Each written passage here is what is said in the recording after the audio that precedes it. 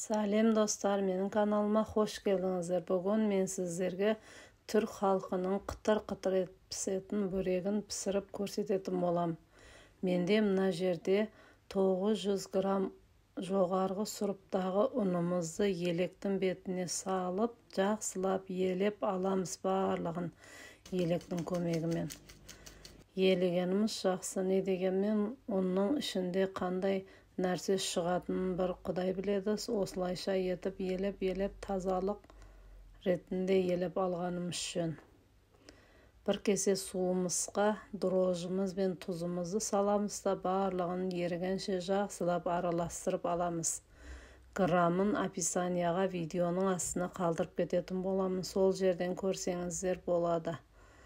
Осы жылы суымызға құямыз да тұзымыз ерігенше жақсылап ертіп алып, енді бір келкі қамыр қылып илеп аламыз.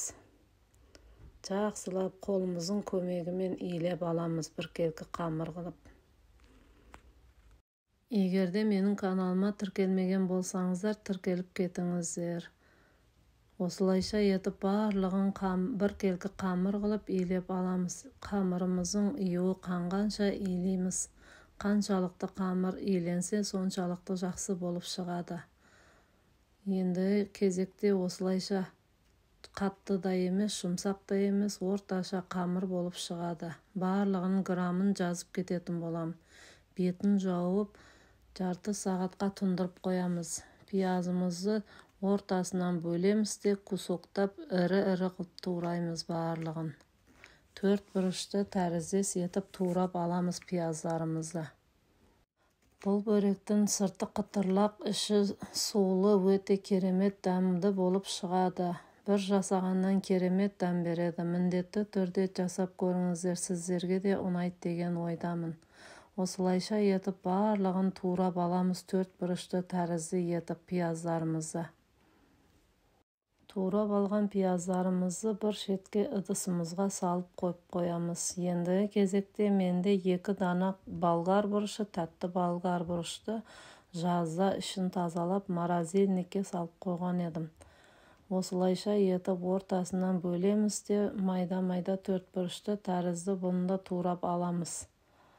Қаласаңыздар, егерде мұздатқышта болмаса, свежийін алып салсаңыздар да болады. Әркімнің өз қалауы бойынша салса болады. Енді кезекте қызыл болгар бұрышымызды да осылайша етіп турап аламыз барлығын 4 бұрышты тәріздес етіп. Осылайша турап болғаннан соң тапамызды оттың үстіне қойып, аз ғана майды құямыз да, жаңағы турап алған пияздарымыздың барлығын бір келкі етіп шала қуырып аламыз. Міндетті түрде шала қуырып алыңыздар, қызартып алуға болмайды. Әлі бұны тапаға, тағы да пешкаға салып пісіреміз. Енді кезекте осылайша тартылған етімізді да барлығын салып, жақсылап араластырып аламыз. Менде мына жерде 2 дана картопымызды осылайша төрканың көмегімен, төрканың үлкен көзімен осылайша өткізіп аламыз барлығын. Менің каналыма қолдау білдіріп кетіңіздер. Қазақша каналымыздың дамуына үлестеріңізді қосып кетсеңіздер, нұр үстіне нұр болар еді. Жаңағы шала қуырып алған етіміздің үстіне 2 дана болгар бұрышымызды да осылайша салып, жақсылап бір араластырып аламыз да, төркадан өткізіп алған картопымызды да саламыз. Осылайша етіп бұны да жақсылап бір араластырып аламыз. Бұны қатты пісірудің қажеті жоқ. Ашин ғана осылайша барлығын араластырып аламыз. Дәмдеуіштер зырақ, тұз, қара бұрыш, қызыл бұрыш және де жалбыз, паприка барлығын жақсылап араластырып аламыз. Дәміне қарай саламыз. Осылайша етіп отты өшіріп, жақсылап араластырып аламыз. Енді кезекте бір шетке шығарып қоямыз да суығанын күтеміз. Етім суығанша қамырымыз тынып болды. Осыны енді ыдысымыздан шығарып аламыз да ортасынан бөліп, біреуін үлкен бөлікке, біреуін кіші бөлікке бөліп аламыз. Кіші бөлігімізді 8 бөлік қылып шығарамыз да, ал үлкен бөлігімізді 12 бөлікке бөлеміз. Барлығын кішкене зуала қылып жасап аламыз. Барлығын қосқанда 20 зуала қамыр шығады.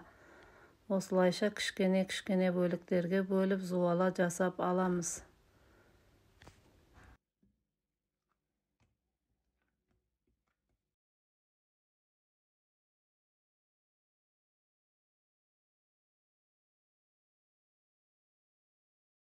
Зуалаға жасап болған қамырларымызды теріп шығамыз да бетін жауып қоямыз. Осылай матамен жауып болғаннан соң менде мына жерде шетінен жая бастадым. 1-2 қамырымды жайып сіздерге көрсететін боламын. Осылайша шетінен бірте жайып шығамыз барлығын. Аз ғана ұнды сеуіп, осылайша етіп барлығын бір шетінен жайып шығамыз 20 зуаланы. Қатты үлкен де жасамаймыз, қатты кішкене де қылып жасамай, орташа қылып жайып аламыз. Міне екінші зуаламызды да көрсететін боламын. Осылайша бірінші қолымыздың көмегімен басып аламыз да оқтаудың көмегімен жайып аламыз. Кішкене жайып алғаннан соң барлығын бір шетке үстін қойып шығамыз қамырларымызды.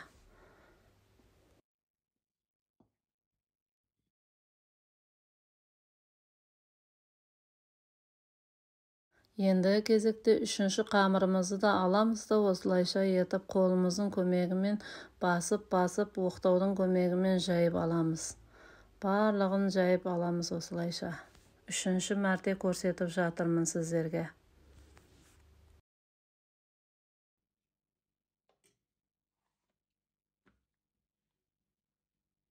Енді кезекте жаңағы жайып алған қамырларымызды осылайша бірінші 12 қабатын осылайша етіп барлығының бетіне 2 ас қасық майды құямыз да барлық шетіне жеткізіп жайып шығамыз майымызды. Осылай барлығына 2 ас қасық 1 ас қасықтан құйып жеткенінше майды жағып шығамыз. Майды ертіп алып суытып алғандарыңыз жақсы. Осылайша барлық шетіне жағып шығамыз. Барлығының грамын описанияға қалдырып кететін боламын. 12 қамырды осылай үстін қабаттап майды жағып қойып шығамыз барлығын. Осы сары майды жаққанымыз үшін қытырлақ әдемі болып шығады дәмі. Мінекей осылайша етіп жасаймыз барлығын.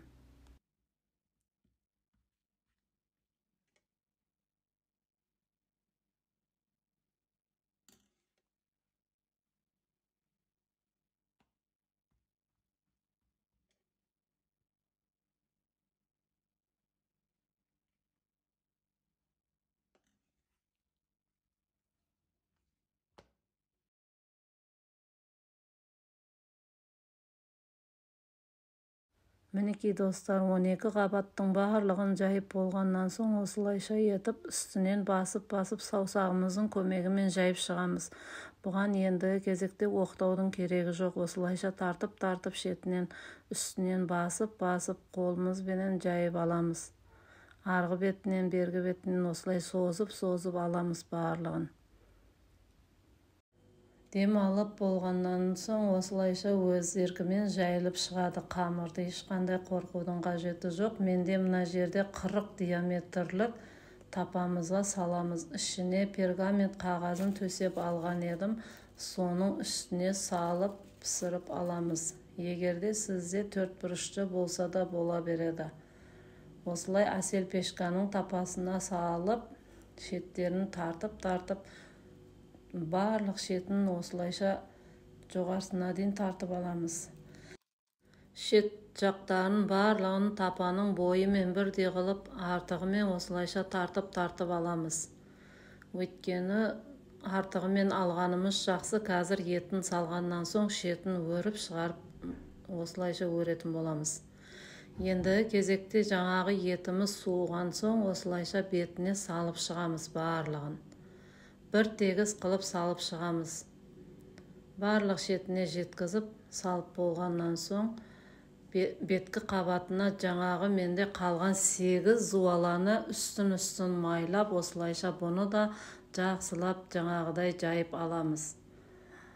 Өз еркімен жайылады. Осылайша етіп қолымыздың көмегімен барлық шетінен тартып созып аламыз қамырымызды.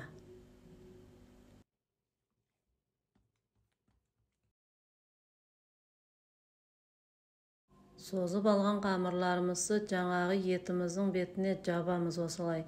Шеттерін жаңағы айтқанымдай тартып алған қамырларды үстінен өрім қылып бүгіп шығамыз барлығын. Үстіңгі қабатына жеткізіп осылайша етіп барлығын бір шетінен өрген тәрізді етіп бетіне қарай шығарып осылайша етіп орап жауып шығамыз бетін. Беткі қабаты астыңғы қабатына қарағанда кішкентай болады, ал астыңғы қабаты беткі қабатына қарағанда үлкендеу болады. Артықтау қылып жасап осылай бүгіп алғаннан соң үстіне кесені төңкереміз деп пышақтың көмегімен осылайша дөңгелек етіп жан-жағынан форма қойып кесіп аламыз. Кесемен кесіп болғаннан соң ендігі жан-жақтарын осылайша күннің сәулесі тәрізді етіп осылайша кесіп шығамыз барлығын. Әрқайсысын осылайша етіп бір кесіп шығамыз. Қатты кесудің қажеті жоқ, бетін ғана кесіп шықсақ болды, пышақтың ұшын батырып. Барлығын кесіп болғаннан соң ендігі менде қалған сары майымызды бетіне барлық шетіне жеткізіп бір тегіс жағып шығамыз. Міндетті түрде жасап көріңіздер, дәмі өте керемет тіл үйіріп шығатын болады. Бір жасағаннан керемет болатынына сөзсіз сенімді болып айталамын. Осылайша етіп барлығын жағып бір тегіс жағып болғаннан соң ортасынан тағы да осылай етіп бауырсақ тәрізді етіп кесіп аламыз. Төрт бұрышты етіп кесіп форма шығарып қызып тұрған пешкамызға саламыз. Мінекей достар, менің бөрегім осылай болып пісіп шықты. Өте керемет болады. Міндетті түрде жасап көріңіздер, сіздерге де ұнайды деген ойдамын.